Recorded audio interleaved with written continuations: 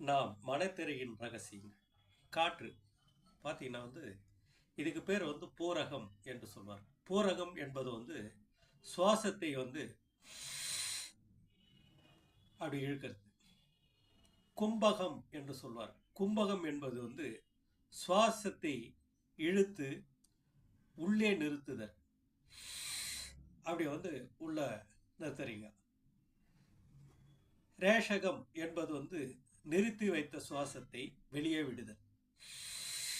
அப்படி நல்லா சுவாசம் பண்ணி நிதானமாக வெளியே. ஒரு நாளைக்கு 3 முறை செய்யலாம்.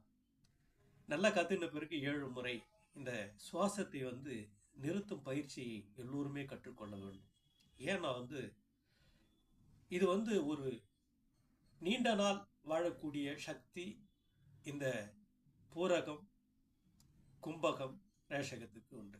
இதை தான் சித்தர்கள் மகான்கள், யோகிகள் எல்லாருமே இதை கற்றுக் கொடுத்தார். அதை எல்லோருமே கற்றுக்கொள்ளணும். ஒரு டாக்டர் கையில் போகணுன்னா கூட அவங்க நல்லா மூச்சு நல்லா இழுத்து விடணும். அப்போ இழுத்து விடும்போது அந்த நோய்கள் சரியாகும். இந்த ரகசியத்தை ஒவ்வொருவருமே உணர்ந்து கொள்ள வேண்டும். இது காலையில் செய்யலாம், சாப்பிட்றதுக்கு முன்னாடி தான் செய்யணும். இரவு இல்லைன்னா மாலையில் கூட இது செய்யலாம். நம்ம மொட்டை மாடியில் இல்லைன்னா நல்ல வெளிச்சமான உள்ள அறையில் எல்லாமே செய்யலாம். இந்த ரகசியத்தை கற்றுக்கொள்ள வேண்டும். கற்றுக்கொண்டு நம் வாழ்க்கையில் பார்த்தீங்கன்னா நோயே வராது. அப்படியாப்பட்ட சக்திகள் இந்த காற்றுக்கு உண்டு. அதை வாழ்க்கையிலே மன உளைச்சலே வராது. மன உளைச்சல் என்பதே வாழ்க்கையில் இருக்காது. மன உளைச்சல் இந்த காற்று மூலமாக சுத்தப்படுத்துகிறோம். அப்போ உடலில் சுத்தமாக இருக்கணும்னா நமக்கு காற்று அவசியம். அப்போ பிராணா, இந்த பிராணா உள்ளே சுத்த ஆரம்பிச்சதுன்னா உடம்பே எப்பவுமே ஆரோக்கியமாக இருக்கும்.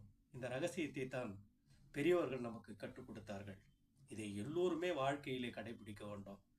இதை நம்ம பார்த்தீங்கன்னா எதை பார்த்தாலும் நினச்சிட்டே இருப்போம். அந்த நினைவை கூட கிளீன் படுத்தும். அப்படியாப்பட்ட சக்தி காற்றுக்கு இருக்கிறது. இதை வாழ்க்கையிலே ஒவ்வொருவரும் பயன்படுத்தி கொள்ள வேண்டும். நம்ம வாழ்க்கையில் நோய் இல்லாமல் வாழ்வதற்கான ரகசியம் தான் இதெல்லாம்.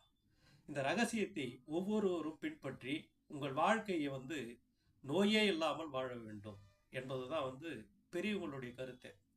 பணம் இருந்தால் கூட நோய் வந்துடுச்சுன்னா அந்த பணத்தை அனுபவிக்க முடியாது.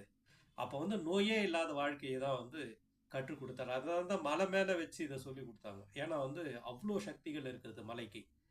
நீங்கள் எல்லோருமே இது பயில வேண்டும். வாழ்க வளமுடன், வாழ்க வையகம்.